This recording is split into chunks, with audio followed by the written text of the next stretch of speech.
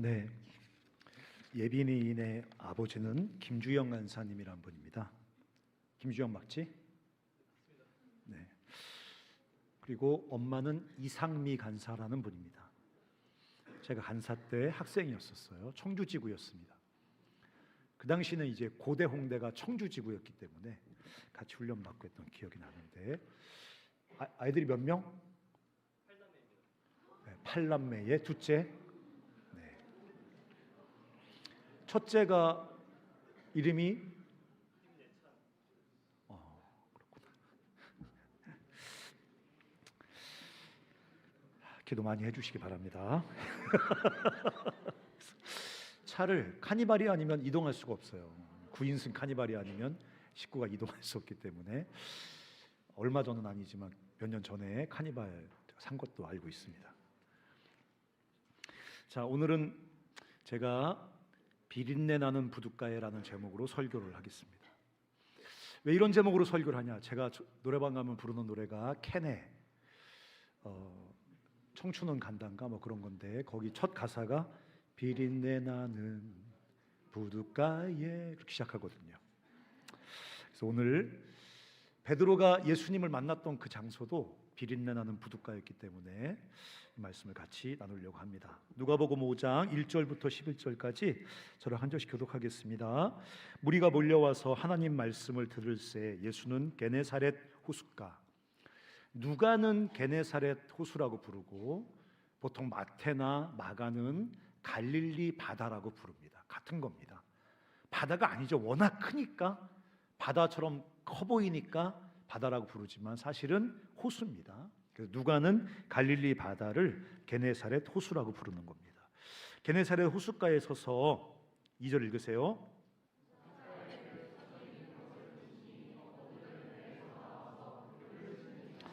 밤새 고기를 잡고 어업을 하고 나온 거예요. 3절에 예수께서 한 배에 오르시니 그 배는 시몬의 배라, 베드로의 배예요. 육지에서 조금 떼기를 청하시고 앉으사 배에서 무리를 가르치십니다. 옛날에는 이렇게 많이 랍비들이, 스승들이, 구루들이 가르쳤어요. 해변가에 많은 사람들이 살기 때문에 해변가에 무리들이 앉아 있으면 막 밀치고 하니까 배 타고 약간 물로 들어가서 거기서 가르치고 했었습니다. 말씀을 마치시고 시몬에게 이르시되, 베드로에게 이르시되 깊은 데로 와서 그물을 내려 고기를 잡으라. 5절 읽겠습니다. 시작.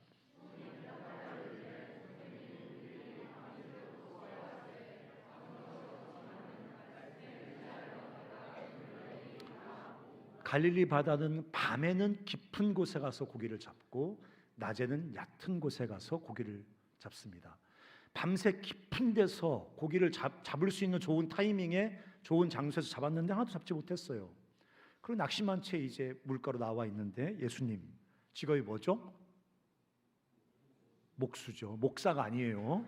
목수예요. 예수님 직업은 목수인 예수님이, 어업의 초짜 아마추어가 베드로에게 뭐라고 말하냐면 깊은 데로 가서 고기를 그물을 내리라 했더니, 베드로가 지금 얘기하는 밤이 새도록 추구하였을 때 잡은 것이 없지만은 그래도 예의 바른 사람이죠, 그렇죠? 말씀에 의지하여 당신이 말씀하시니 내가 가서 그물을 내리겠습니다 하고, 그렇게 하니 고기를 잡은 것이 힘이 많아 그물이 찢어지는지라. 7절 읽겠습니다. 시작.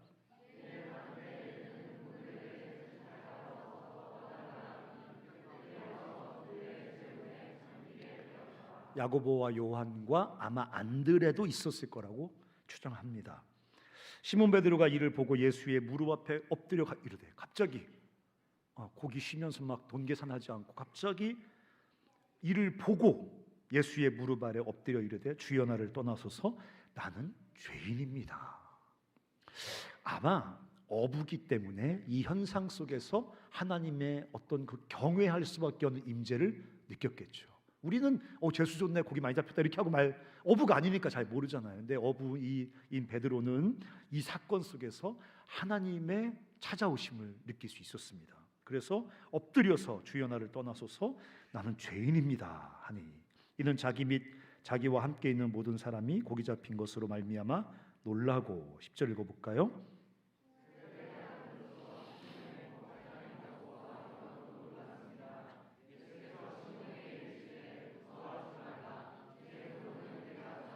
네, 유명한 베드로 소명의 장면입니다. 물론 이제 신학자들마다 이 지금 누가복음 5장이 베드로가 예수님을 두 번째 만난 것이다 말하는 사람도 있고, 뭐 세 번째 만난 사람이라고 말하는 사람도 있고, 첫 번째 만난 사람이라고 말하는 사람도 있지만 그게 뭐가 중요하겠습니까? 누가복음에서는 처음 만나는 거예요. 네가 사람을 취하리라. 네가 이제 사람 낚는 어부가 되리라. 그들이 베드로를 육지에 대고 모든 것을 버려두고 예수를 따릅니다. 오늘 하나님께서 자신을 베드로에게 드러내셨습니다. 이 고기가 갑자기 기적처럼 많이 잡힌 사건은 베드로에게만 해당하는 특별한 사건입니다.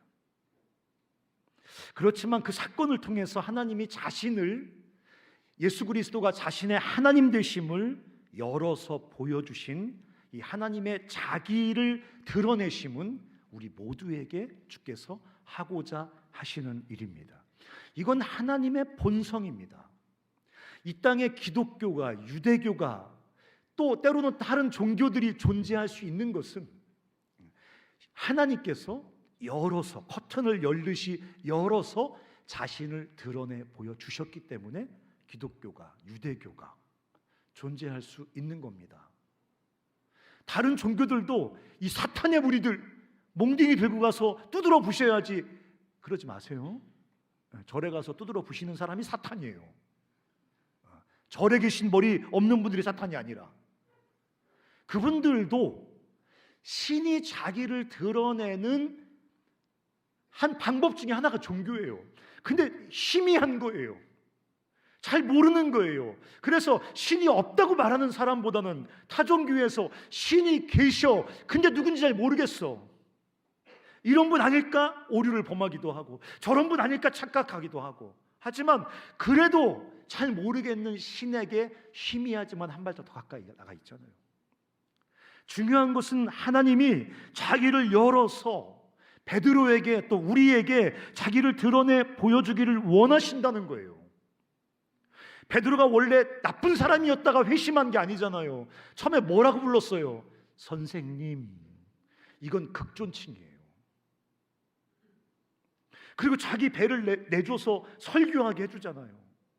밤새 고기 잡고 빈배로 왔는데 예수님께서 그 아마추어 목수가 한 번 더 하자 그러니까 군말 없이 가서 또 하잖아요. 굉장히 예수를 존경하고, 그래서 선생님. 근데 8절에 가니까 주님이라고 바뀝니다. 존경하다가 조금 더 존경하게 된 게 아니에요. 그냥 존경스러운 선생님이었다가 이분이 하나님인 것을 발견한 거예요. 그냥 야 훌륭한 분이구나 이게 아니라 살아계신 하나님이구나. 왜? 하나님께서 자기를 열어 보여주셨기 때문에. 베드로라는 한 사람이 하나님을 직면하여 만납니다. 근데 더 재미난 건 뭐냐면, 하나님을 만나니까 베드로가 자기가 어떤 존재인지 숨겨진 자기의 맨 얼굴에 대해서 눈이 열리기 시작합니다. 빛이신 하나님, 그 영광스러운 거룩하신 하나님을 직면하니까 그 하나님에게서 뿜어져 나오는 거룩과 영광의 빛 앞에서 가리워지고 희미했던 자기의 진짜 얼굴이 폭로되기 시작하는 거죠. 그러니까 뭐라고 말합니까? 내가 죄인입니다 하고 엎드려져서 주님 제발 좀 날 떠나달라고 주께 기도합니다. 하나님 앞에 설 때, 하나님 안에 있을 때, 하나님과의 관계 속에서만 우리는 자기를 발견하게 됩니다. 하나님 앞에서, 하나님 안에서, 하나님과의 관계 속에서만 우리는 우리의 참된 실존을 발견하게 된다는 거예요. 어떤 사람들은 그렇게 생각합니다. 왜요? 우리는 독립된 존재잖아요. 왜 우리가 하나님 안에서, 앞에서, 그분과의 관계 속에서만 우리의 진짜 얼굴이 발견되어지는 거죠? 동의할 수 없습니다. 이 역사 속에 채 400년도 되지 않는 400년 전에 역사 속에 갓 등장한 개인주의라는 새로운 사상에 찌든 인간들의 자기인식이에요. 우리는 태초부터 인간이 개인주의 속에 존재라고 생각해요. 개인주의, 퍼스널리즘이라는 것은 불과 역사 속에 등장한 게 400년밖에 되지 않습니다. 그 전까지 모든 사람들은 공동체 속에서 자기를 이해했습니다. 인류 속에서 자기를 이해했습니다. 가정 속에서 자기를 이해했습니다. 근데 우리는 지금 현대 우리는 인간은 독립적인 존재인데 내가 나를 가장 정확하게 잘 안다고 생각합니다. 근데 오늘 본문은 그것이 거짓말이라고 우리에게 말해줍니다. 우리는 우리의 기억 속에서 창조주를 지워버렸습니다. 아니, 의도적으로 악한 의도로 하나님에 대해서 우리가 망각해 버렸습니다. 왜냐하면 하나님을 우리 삶에서 완전히 제거해 버리고 싶거든요. 왜요? 그분은 우리의 창조주라고 말하고 그분은 그래서 우리의 주인이고 우리의 왕이라고 자기를 우리에게 선언하시니까 인간이 그분을 삶에서 몰아내버리고 심지어 자기 기억에서조차 하나님을 지워버리고 자기 삶의 왕이요 주가 되려고 했습니다. 성경은 이게 창조주를 향한 인간의 반역이랍니다. 그리고 이게 죄입니다. 이게 죄의 본질입니다. 이렇게 하나님께 반란을 일으키고 하나님께 반역한 존재, 그게 죄인입니다. 간사님 음란한 생각, 도둑질, 그 그냥 죄의 그냥 여러 가지 그냥 열매들이에요. 그걸 죄라고 말하지 않아요. 죄의 본질은 우리 중심에서 하나님을 왕자리에서 몰아내고 기억에서조차 지워버리고 스스로 하나님을 망각해버리고 내 인생의 주인이 나라는 그런 착각 속에 살아가는 거, 그 반역, 그게 바로 죄의 본질인 거예요. 근데 그렇게 성공했다고 생각했는데 무언가 잘못됐어요. 하나님을 기억에서 완전히 지워버리고 내가 주요 왕이라고 자유롭게 자기 개인을 주장하며 살 수 있을 거라고 생각했는데 우리 양심과 우리의 의식, 심지어 우리가 인식하지도 못하는 우리의 무의식이 뭔가 잘못됐다는 신호를 계속 보냅니다. 외로움이 끊임없이 몰려옵니다. 사실 외로움의 본질은 소외감이에요.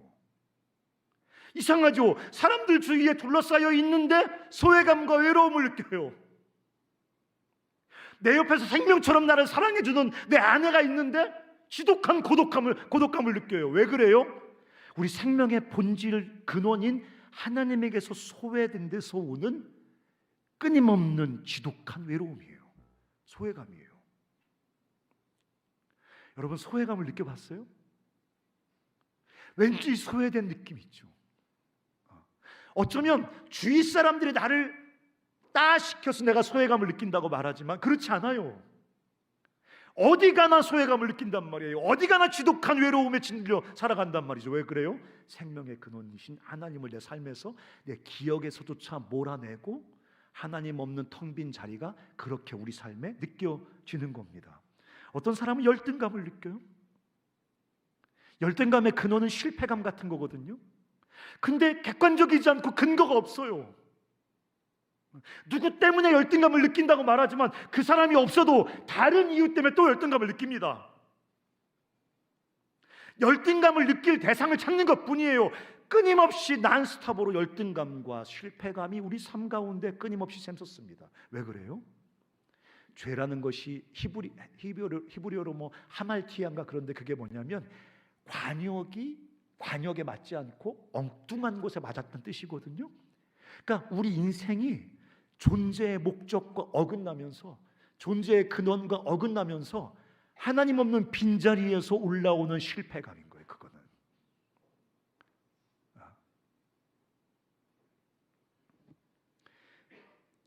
집착과 갈증, 무엇인가 끊임없이 탐닉하고 쉽게 중독에 빠져버림, 무엇보다 불안. 그 불안이라는 설명할 수 없는 특별한 느낌은 도대체 어디서 오는 걸까요? 나의 약함과 환경의 어떤 불안전함을 논리적으로 우리가 추론해서 거기서 그거에 대한 결론으로 우리 인생에 불안이란 딱지를 붙이는 겁니까? 그렇지 않습니다.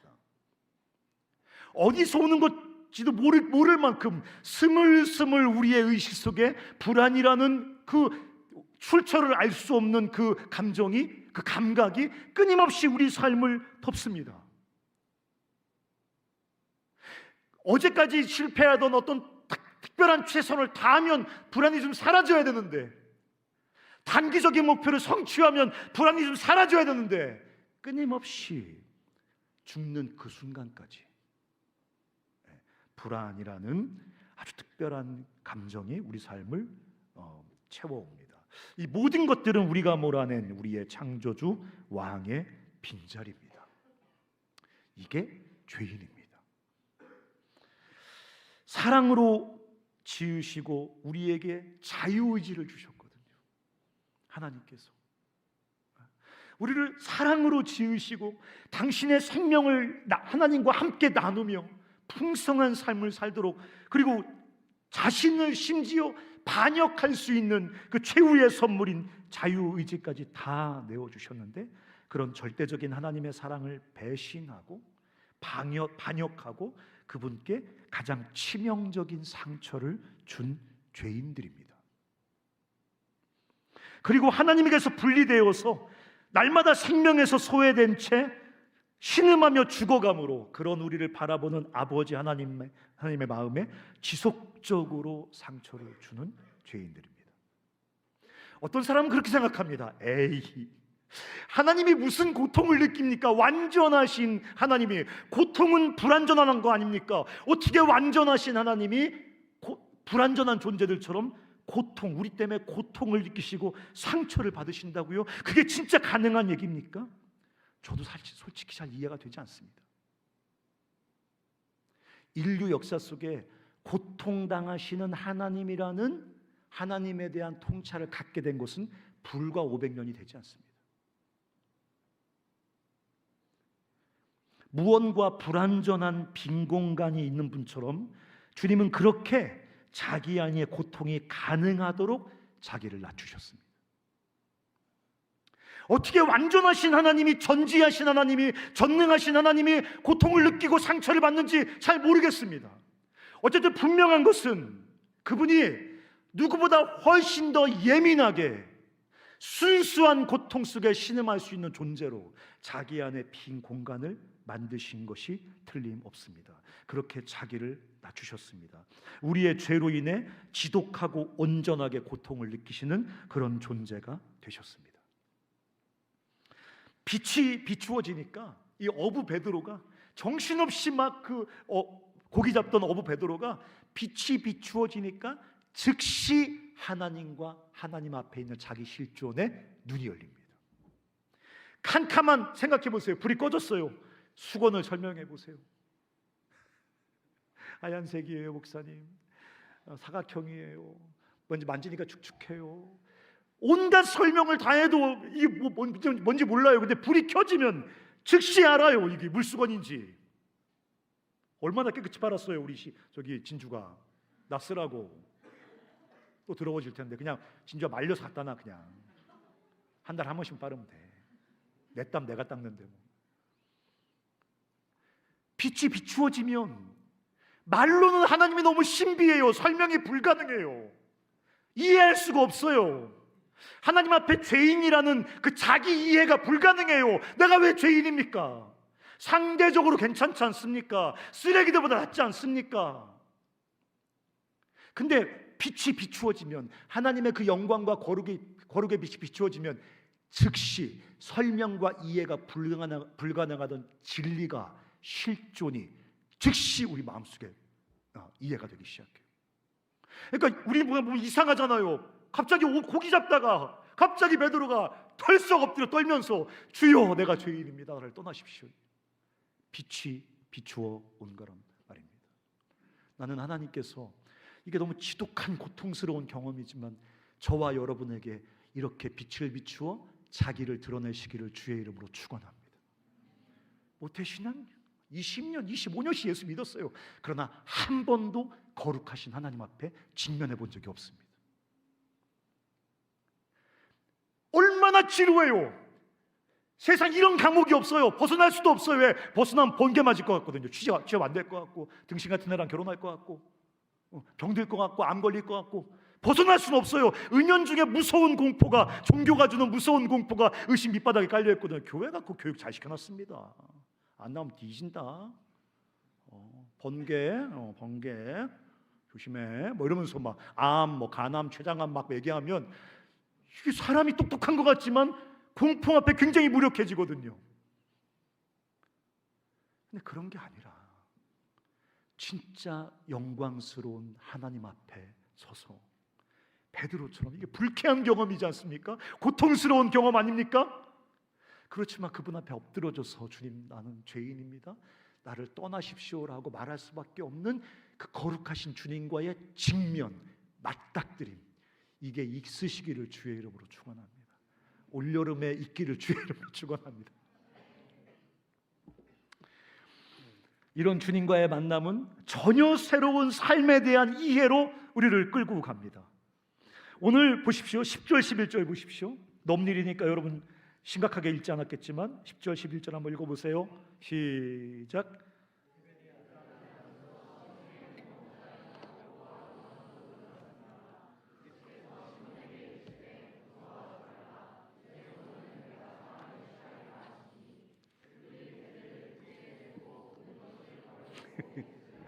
우리는 그냥 가볍게 읽어. 나를 따라와, 사랑하는 어부가 되자. 네? 그러면서 이제 이거는 충격적인 일이에요. 오늘 이 현장은 그냥 주님과 베드로가 만나가지고 은혜 받아라, 네, 은혜, 헌금 받으세요, 헌금 또 받아 하면서 이렇게 배구하듯이 은혜를 토스하고 그런 현장이 아니야. 베드로의 직업이 바뀐 겁니다. 직업이 바뀌는 것은 우리 시대에만 심각한 일이 아닙니다. 지금 이곳은 그냥 가벼운 피크닉 얘기가 아닙니다. 어쩌다 맞는 주님의 은혜 얘기가 아닙니다. 베드로의 인생에 결정적인 변화가 일어난 겁니다. 직업이 바뀌었거든요. 이날 이후로 베드로는 딱 한 번 어업을 했습니다. 언제? 예수님 3번 부인하고 다시 돌아가서 딱 한 번 한나절 어업했습니다. 그거 빼면 완전히 뒤집어진 거예요. 지금 뭐를 말하는 거예요? 이들 예수 잘 믿으면 채플 오면 목사 될 줄 몰라, 이거 겁주려고 지금 하는 거 아니란 말이지. 하나님은 우리 인생을 향한 계획과 목적을 가지고 계신다. 아멘? 진짜? 안 믿을 거 그렇게? 하나님이 진짜 니들의 인생을 향한 구체적인 계획과 목적을 가지고 계신다고 믿는다면 니들 졸업 이후에 직업을 결정할 때 진짜 하나님께 진지하게 물어?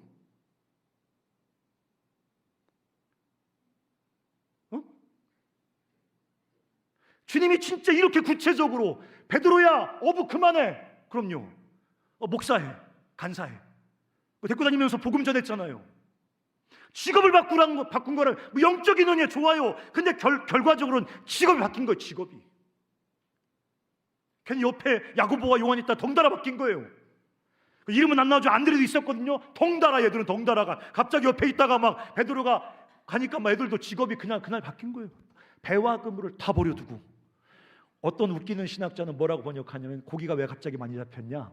베드로와 야고보와 요한과 안드레가 전임 사역자로 주님을 따르게 되니까 주님께서 가족들을 배려하기 위해서 고기를 엄청 잡아서 한탕 모으게 하신 거다라고. 근데 왜 우리 집에는 나 간사로 지원할 때 한탕 안 부어주시지? 주님의 목적과 계획에 대한 우리의 이해는 굉장히 관념적이고 추상적입니다. 구체적인 삶의 문제에서 그분을 제외시킵니다. 우리의 하나님은 Grandfather in Heaven이에요. 하늘에 계신 KFC 켄터키 할아버지. 흰수염 쓰다듬으면서 Are you happy? That's okay. 너 행복해? 나 만사 오케이야. 그러면 마음이 감동받았어. 만사 오케이. Are you okay? That's okay. 하늘에 계신 분명한 목적과 뜻을 가지신 선하신 우리 왕 아버지가 아니라 하늘에 계신 마음씨 좋으신 할아버지라고 생각을 하며 살아갑니다. 그러나 주님은 우리를 향한 구체적이고 명확한 목적과 계획을 가지고 계신다는 거예요. 주님을 참으로 만난 사람은 간사, 목사, 선교사가 돼야 된다, 그런 얘기 하려고 하는 거 아니에요. 옛날에 그럴 때가 있었어요. 한 30년 전에는 은혜만 받으면 다 신학교 가, 은혜만 받으면 다 선교사 가고, 은혜만 받으면 다 간사하겠다 손들고 일어나고. 그때 우리가 싸워야 될 시대 정신은 탈세속이에요. 탈세속. 은혜를 받으면 세속 속에 들어가서 세속을 바꿔야 되는데, 은혜만 받으면 세속에서 탈해. 탈. 목사, 간사, 선교사 다 탈세속. 그때는 오히려 예수 믿는 사람들이 탈세속 스피릿과 싸워야 됐었어. 근데 지금은 주님의 구체적인 목적과 계획에 무지하고 그것을 무시하는 시대 정신이죠. 주님을 종교의 영역에 가둬놓고 내 삶의 방식은, 직업은 내가 결정한다 이거죠. 경건의 잔재주는 부리지만 큰 흐름은 지독하게 세속적, 무신론적입니다. 그런 애들이 교회에 가득합니다. 그런 것들이 모여 앉아서 예수 믿는다고 예수 나의 주요 왕이라고 노래는 꽥꽥 불러대는데 노래방보다 더 추하고 시끄럽습니다.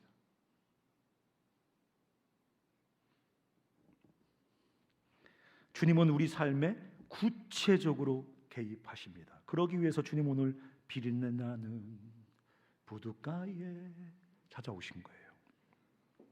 이렇게 우리를 부르시는 것을 어려운 말로 소명이라고 하고 영어로는 콜링이라고 합니다. 하나님은 우리를 부르십니다.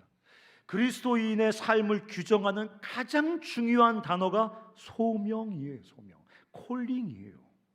우리가 구원받은 것을 뭐라고 얘기할 수 있습니까? 하나님이 우리를 당신의 자녀로, 당신의 백성으로 부르신 겁니다.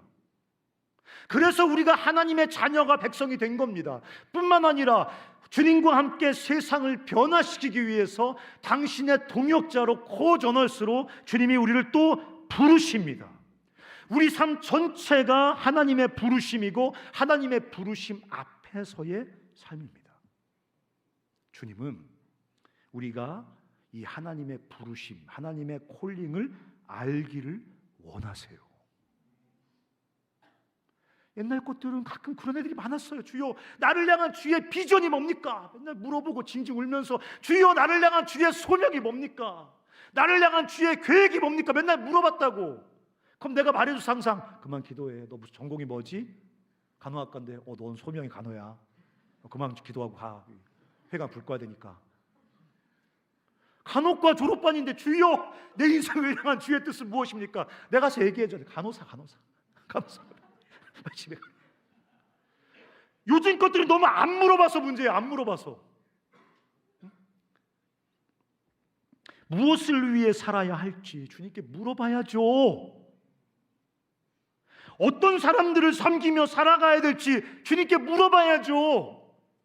주님의 나라가 임하게 하기 위해서 내가 뛰어들어갈 사회의 어떤 영역이 나를 부르시는 영역인지 그걸 주께 물어봐야죠.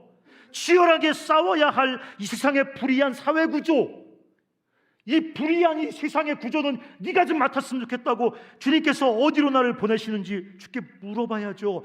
주님은 우리에게 당신의 소명을 알게 해주시기를 원하십니다. 영국의 월리엄 윌버퍼스라고, 우리는 노예 해방은 미국의 링컨 대통령, 미국의 누구지? 링컨이 했다고 하는, 무식하게 알고 있는 애들이 많이 있는데 사실은 노예 해방은 영국의 윌리엄 윌버포스라는 사람이 영국에서 시작해서 영국에서 이뤄내고 미국으로 간 겁니다. 그 사람이 예수 믿고 예수님과 인격적으로 만난 다음에 그렇게 일기장에 썼습니다. 전능하신 하나님이 나에게 두 가지의 소명을 주셨습니다. 하나는 노예 무역을 폐지하는 것이고, 또 하나는 악한 인습을 폐지시키는 것입니다.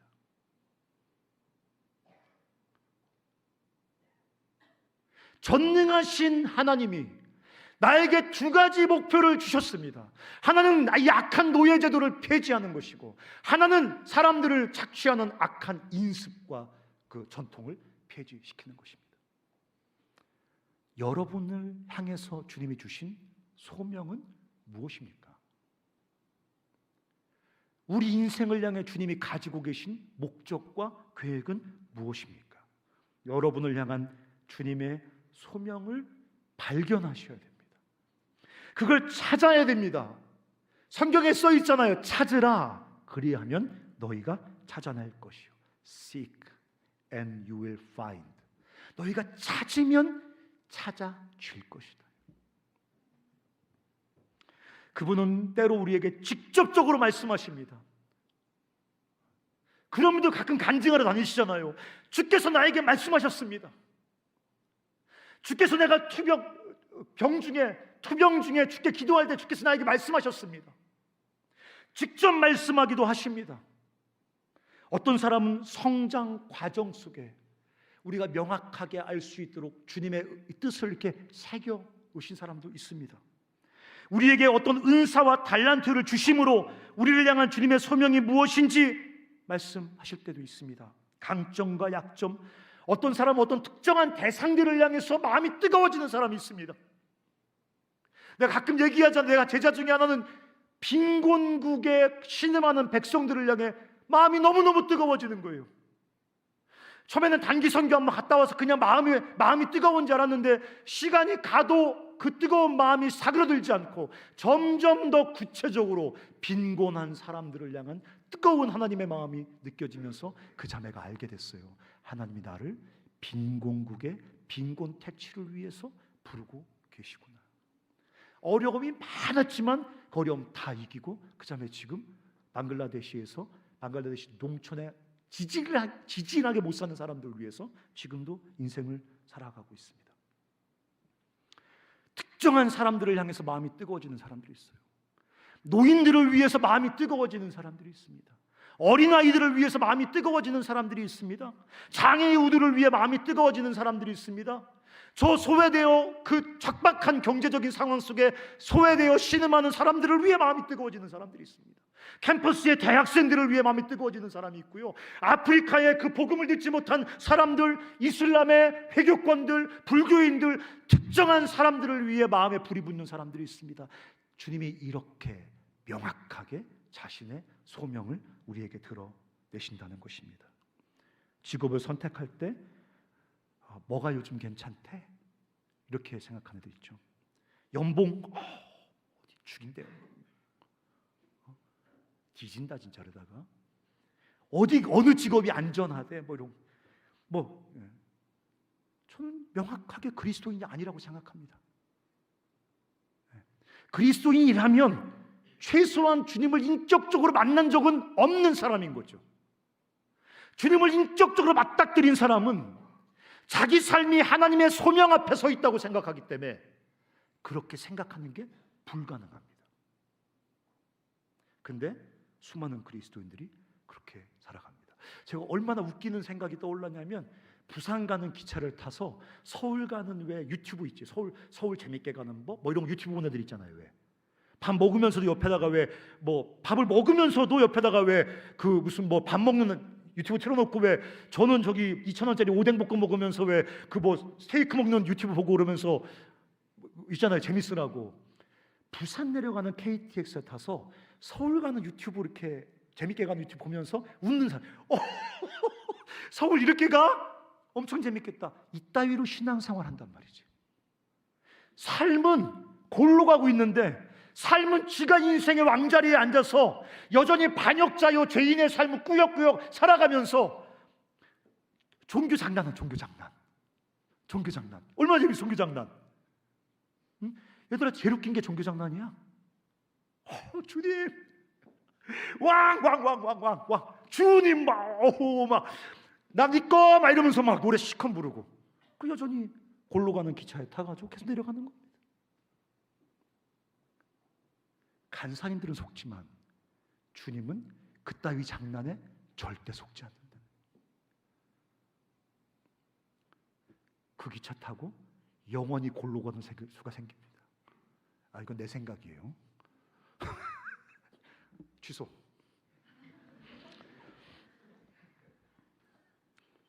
소명에 사로잡혀서 주님과 함께 세상을 섬길 때 그 길에서 우리는 참된 생명과 자유와 만족과 성공을 경험하게 될 것입니다. 아니, 그 길에서만.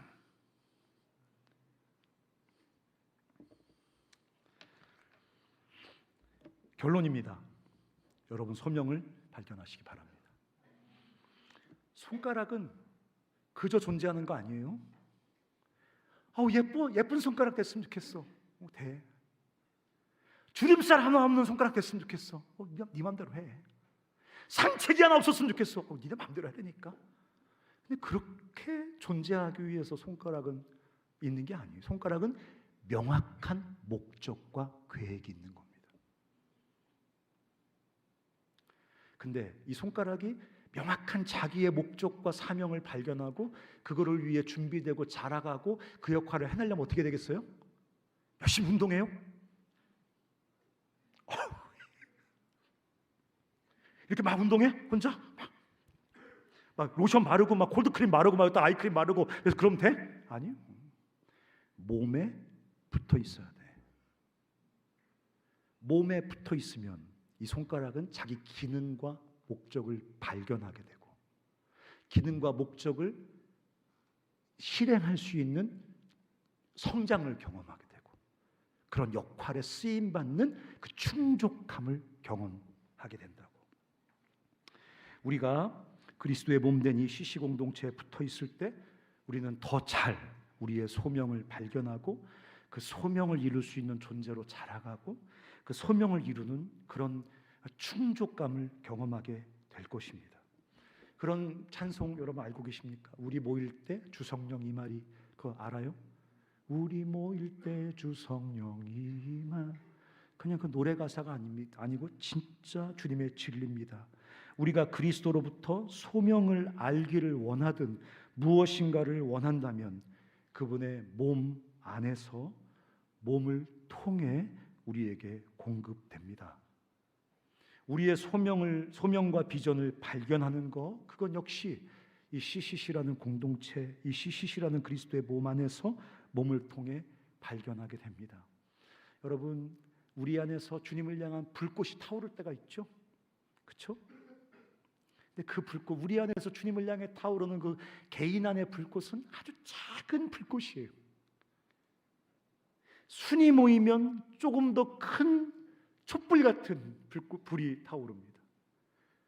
청주 CC가 이렇게 모이면 캠파이어처럼 조금 더 뜨거운 불이 타오르겠죠. 하지만 1만 대학생들이 모이면 폭풍 같은 성령의 불이 휘몰아쳐 옵니다. 그래서 주님이 당신의 백성들이 모일 때 역사하는 거예요. 당신의 백성, 군중 심리에 휩쓸려서 예수 믿게 되었어요. 그런 게 아니에요. 그리스도의 온전한 거대한 몸이 모일 때 거기에 머리이신 그리스도의 강력한 역사가 나타나는 거예요. 난 많이 봤어요. 침 찍찍 뱉으면서 절대로 안 믿어 이씨. C라고 안 그랬어요? C 뒤에 A이 붙었어요. C8 이러면서 막 내가 정말 두드려 팰라 그랬어요. 내가 간사 때 쟤들 누구 다 입고 왔니? 누구 형이라 그러더라고. 버스에서 계속 침 찍찍 뱉고 막 C8 뭐 이러면서 계속 지랄하고 막 내가 그래서 저걸 막 옛날 같아서 두드려 팰 텐데 막 그래 끌고 왔어요. 집회장 끼고 맨 뒤에 앉아가지고 막 돌 차고 막 프랭카드 에서 걸어놓은 거 막 차고 막 이러면서 내가 너무너무 화딱지가 나서 막 속으로 욕하면서 저 C8 말이면서 욕하면서 이제 막 있었는데 밤 집회가 시작이 되니까 10,000명이 뛰잖아요. 군중 심리가 아니라 헬 같은 성령의 은혜의 파도가 막 치기 시작하거든요. 이 등신이 겉에 있다가 조금씩 안으로 들어와가지고 맨 뒤에서 세 번째 줄인가 내가 우리 사모님이 앉아서 알고 거기 앉아서 찬양을 삐쭉삐쭉 따라서 하더니 마지막 되니까 미친놈처럼 뛰고 막 그러죠. 내가 마지막 날 간증시키니까 간증 끝내 안 하긴 안 했는데 거대한 산불 같은 불의 폭풍이 불어오기 시작합니다.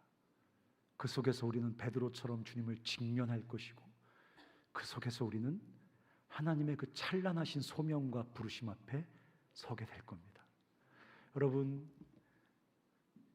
생각해 보세요. 얼마나 쓸쓸하고 초라해요. 밤새 고기 잡았다고요. 한 마리도 못 잡았다고요. 여러분 그 고기 다 잡고 퇴근한 어촌 같은 데 가보셨어요? 쓸쓸하잖아요, 그렇죠? 근데 거기 그냥 텅 빈 채로 이렇게 놓여있는 배 두 척이 있는 거예요. 비린내 나는 부둣가에 텅 빈 배 두 척. 거기에 주님이 찾아오셔서 베드로를 만나주시고 베드로의 삶에 전혀 새로운 소명과 비전을 보여주십니다. 제가 한 가지 기도 제목이 있어요. 이런 거대한 성령의 바람이 불 때 우리 코전이들이 함께 있었으면 좋겠다. 예수에 대해서 사울처럼 막 반발하고 막 적대적인 신념에 가득 찬 아이들이, 사울 같은 아이들이 와서 이런 거대한 성령의 바람 앞에서 꼬꾸라져서 주님 앞에 무릎을 꿇게 되는 이런 구원의 축제가 좀 있었으면 좋겠다. 사실 내가 여러분에게 얘기 안 한 것 같은데 CCC 수련회 1회 CCC 여러분 수련회는 입석에서 있었습니다. 입석, 경기도 입석.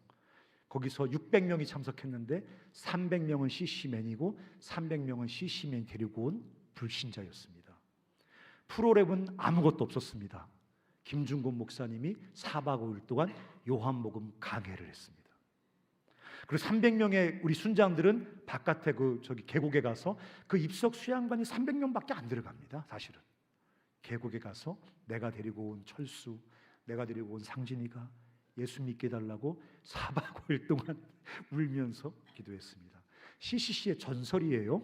298명이 예수님을 4박 5일 동안 영접했습니다. 한 명은 청소할 때 영접했고 한 명은 서울로 돌아오는 버스에서 영접했다는 전설이 있습니다. irresistible grace라는, 레지스트했죠. 저항하다. irresistible grace, 저항할 수 없는 하나님의 은혜가 그 적대적인 신념에 가득한 아이들의 삶을 덮을 때 사도 바울처럼 꼬꾸라지는 구원의 축제가 일어나거든요. 우리가 그래서 그 이하를 기대하지 말고 주님 이 여름에 주님께서 우리를 만나 주십시오. 사도 바울처럼 만나게 해 주십시오. 우리가 사도 바울처럼 내 인생을 향한 주님의 그 선명하고 복된 비전과 소명을 발견하고 거기에 사로잡히게 해 주십시오. 내 소중한 코전이, 내 이 믿지 않는 내 친구, 믿지만 이 주님을 인격적으로 만나지 못했던 내 코전이가 예수님을 인격적으로 맞닥뜨리는 그런 영적인 축제가 일어나게 해 주십시오라고 함께 기도했으면 좋겠습니다. 같이 이 노래를 부르고 싶습니다. 영상 하나 틀어주시죠.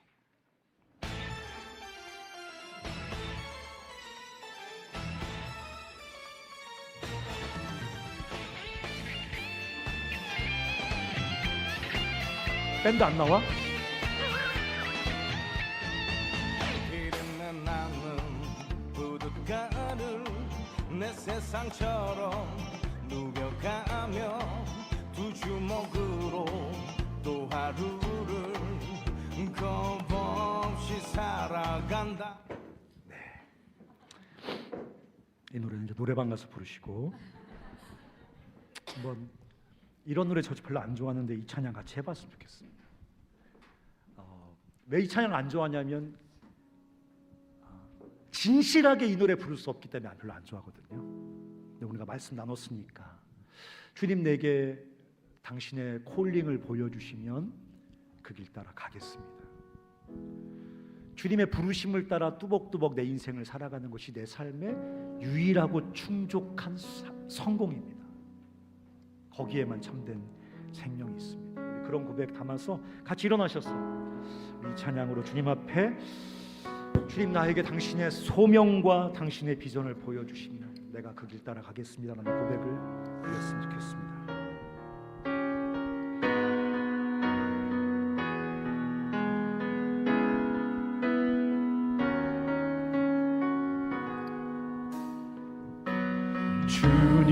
주님이 홀로 가신 그 길 나도 따라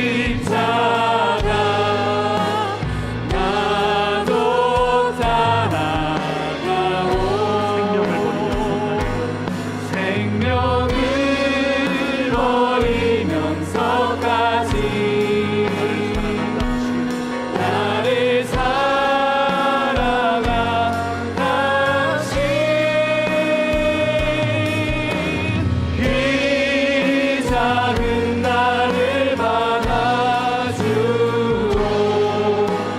나도 사랑하오. 우리 같이 한번 기도했으면 좋겠습니다. 우리가 주님 앞에 문을 열어 허락해 드릴 수 있는 그것보다 주님은 훨씬 더 깊이 내 삶 속에 들어오기를 원하시는 것 같습니다. 적당한 선에서 주님과 비즈니스 하듯이 그렇게 내고하고 싶지만 주님 내 삶 전체를 움켜쥐고 내 삶을 향한 주님의 비전과 사명을 소명을 우리에게 뿜어내시며 내가 마음껏 내 생명으로 너의 삶을 채우도록 너의 삶을 통로 삼아 세상에 생명으로 세상을 채우도록 너를 달라고 우리 삶 속에 그렇게 침투해 들어오십니다. 굉장히 중요한 기도가 될 것 같습니다. 하나님, 내가 내 삶을 열어서 당신의 그 부르심 앞에 서겠습니다. 당신의 뜻이 내 삶에 이루어지기를 원합니다. 직업이 바뀔 수도 있습니다. 사는 지역이 바뀔 수도 있습니다. 살고 싶은 삶의 형태가 달라질 수 있습니다. 그러나 주님, 내가 그것을 원합니다. 그렇게만 살기를 원합니다. 주께 붙들려서 주님의 생명의 통로 되기만 원합니다. 나에게 말씀하여 주시옵소서.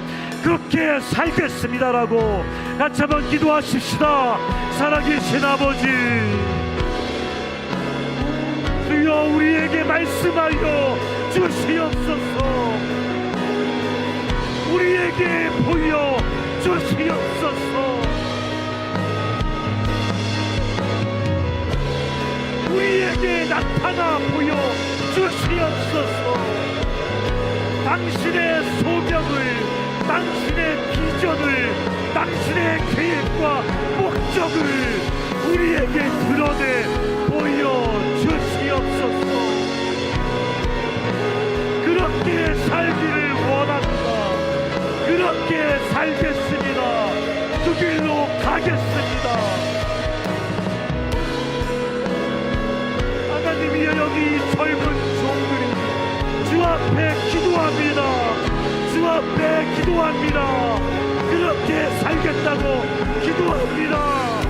주여, 주께서 이 기도를 받아 주시옵소서.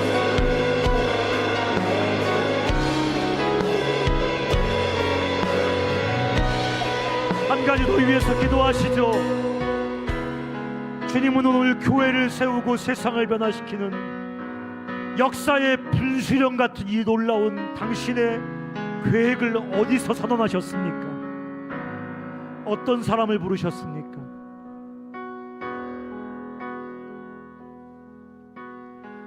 비린내 나는 부둣가에 밤새 아무것도 잡지 못하고 그냥 덩그러니 버려져 있는 텅 비고 초라한 고깃배 같은 베드로의 인생에 찾아오셨습니다.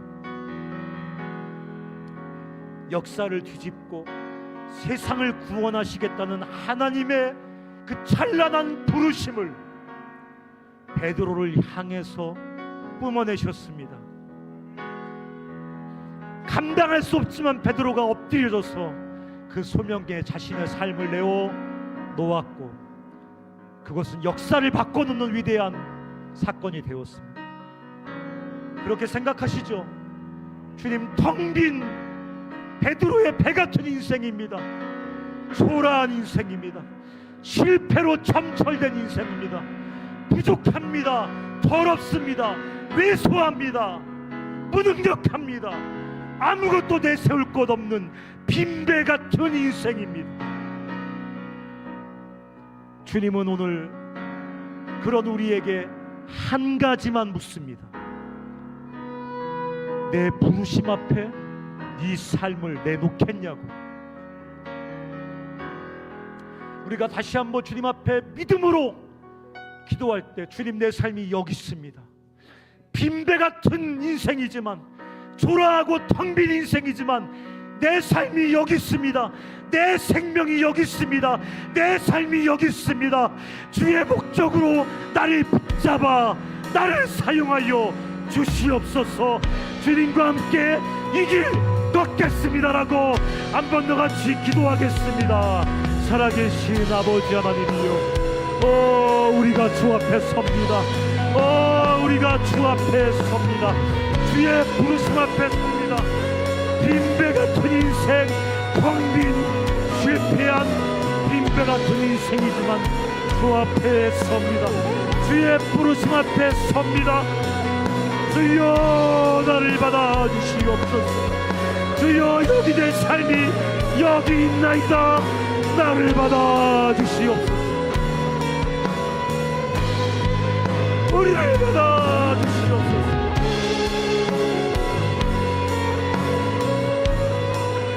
우리를 받아 주시옵소서. 아버지, 텅빈 초랑 내 인생이 여기 있습니다. 주의 부르심만이 내 삶의 보화이오니 주여 그것으로 가득 찬 인생 되게 하여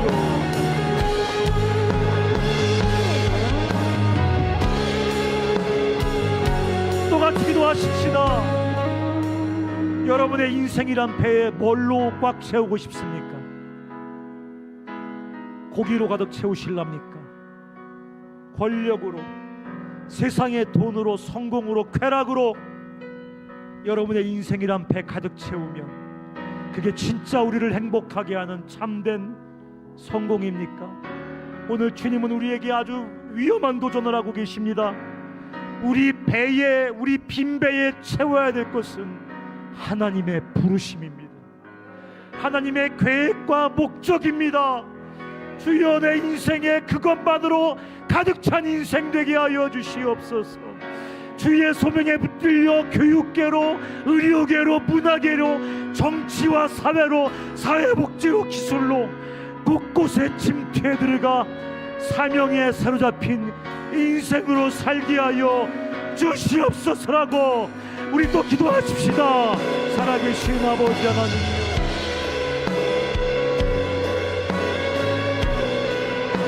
아버지여 도와주시옵소서.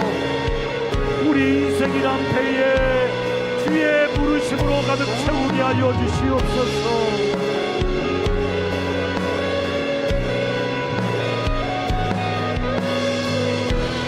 주의 부르심으로 가득 채워지게 하여 주의 소명만이 내 삶을 채우게 하여 주시옵소서. 정치, 경제, 문화, 예술, 교육, 의료, 사회복지, 예체능 모든 기업으로 흩어져서 소명에 붙든 인생 되게 하여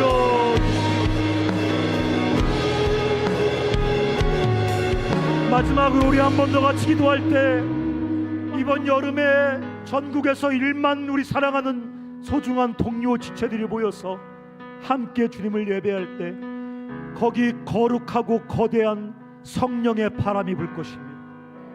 거기서 오늘 베드로처럼 거룩하신 주님과 맞닥뜨리게 하여 주시옵소서. 거기서 우리가 나의 인생을 사로잡는 하나님의 비전과 사명을 보고 그 앞에 나도 베드로처럼 엎드러지게 하여 주시옵소서. 거기서 내 고전이가 예수님 만나는 성령의 역사를 경험하게 하여 주시옵소서라고 한 번 더 같이 기도하겠습니다. 살아계신 아버지 하나님,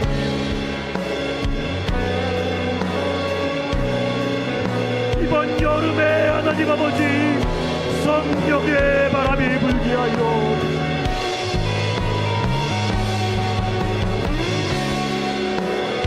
불신자들이 꼬꾸라지게 하여 주시고 우리도 베드로처럼 예수 앞에 꼬꾸라지게 하여 주시옵소서. 아버지,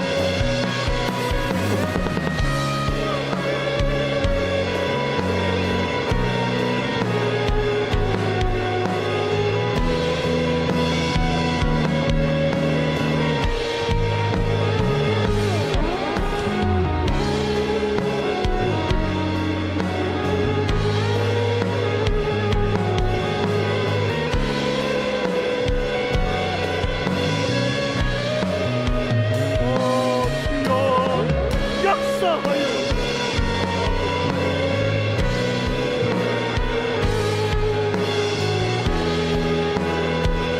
우리의 주님 앞에서의 약속을 담아서 결단을 담아서 우리 한번 기도하는 이 찬양 우리 1절만 다시 하고 기도하겠습니다. 주님이 홀로 가신 그 나도 따라가겠습니다. 나도 따라가 모든 물과 피를 흘리신 모든 물과 피를 그 길을 나도 갈 것입니다. 그 길을 나도 다시 한번 주님이 홀로 가신 그 길, 주님이 홀로 가신 그 나도 길 따라갈 것입니다. 나도 따라가 모든 물과 피를 흘리신 모든 물과 피를 흘리신 그 길을 나도 따라갈 것입니다. 그 길을 나도 가오 험한 산도 괜찮습니다. 험한 산도 나는 괜찮소 바다 끝이라도 괜찮습니다. 바다 끝이라도 나는 괜찮소 죽어가는 저들을 죽어가는 저들을 위해 나를 버리기를 원합니다. 나를 버리길 아버지 나를 보내주십시오. 아버지 나를 보내주오 나는 달려가겠소 목숨도 아끼지 않겠소 나를 보내주오 아버지 나를 보내주십시오. 아버지 나를 보내주오 나는 달려가겠소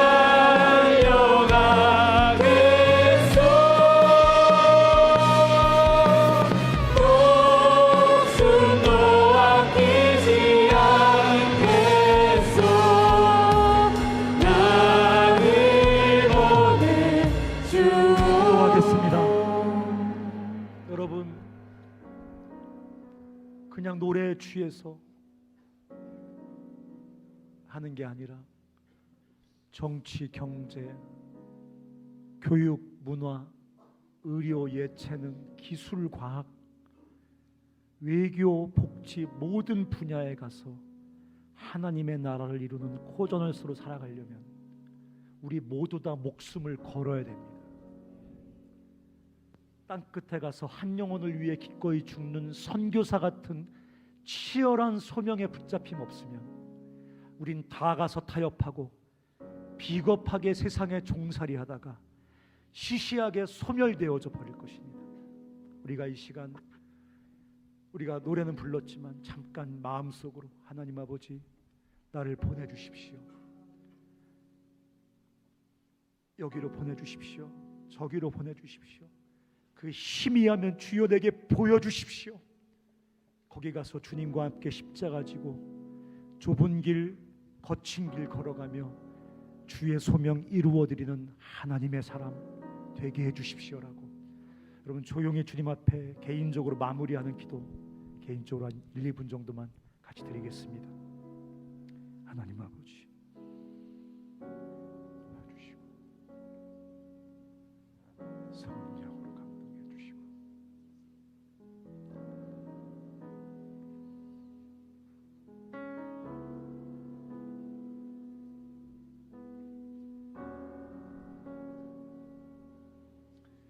살아계신 아버지 우리의 기도를 받아주시고 정말 주님과 맞닥뜨리고 그분 앞에 엎드려 주의 그 구체적인 목적과 계획에 사로잡혀서 평생 주님과 동행하는 복된 백성들 다 되게 하여 주시옵소서. 예수님의 이름으로 기도합니다.